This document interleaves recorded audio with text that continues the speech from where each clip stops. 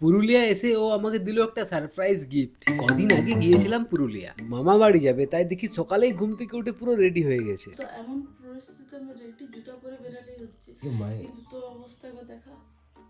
আমি তখনও ঘুম থেকে উঠিনি, কারণ আমি 5 মিনিটের মধ্যে উঠে 2 মিনিটের মধ্যে রেডি হয়ে যেতে পারি।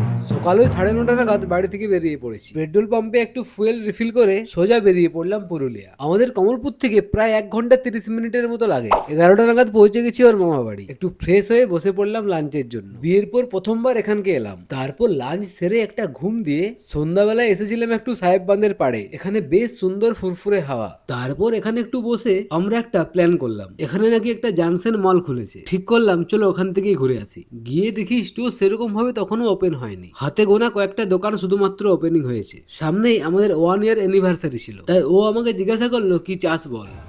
তুই ইউনিভার্সিটিতে কি চাস বল? জুতো, ওয়াচ। জুতো। ঠিক আছে চল তাহলে কোথায় নিবো বল।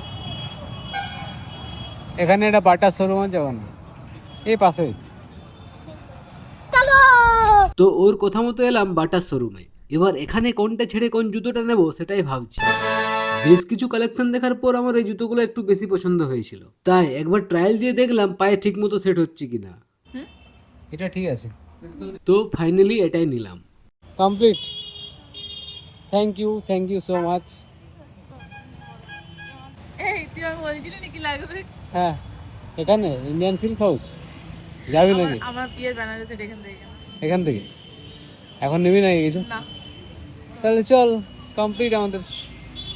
বাজার ঘুরতে ঘুরতে অনেকটা রাত হয়ে গেছে। এবার বাড়ি যেতে হবে, সবাই অপেক্ষা করছে আমাদের জন্য। রাত্রি প্রায় 11টা নাগাদ এসেছি, তারপর খাওয়া দাওয়া করে ঘুমিয়ে পড়েছিলাম। সকালে বাড়ি ফিরবো তাই উঠে গেছি ঝটপট। তো আজকের ভিডিওটা কেমন লাগলো কমেন্টে জানিও, ভালো লাগলে লাইক করে দিও। দেখাচ্ছে নেক্সট ব্লগে। বাই।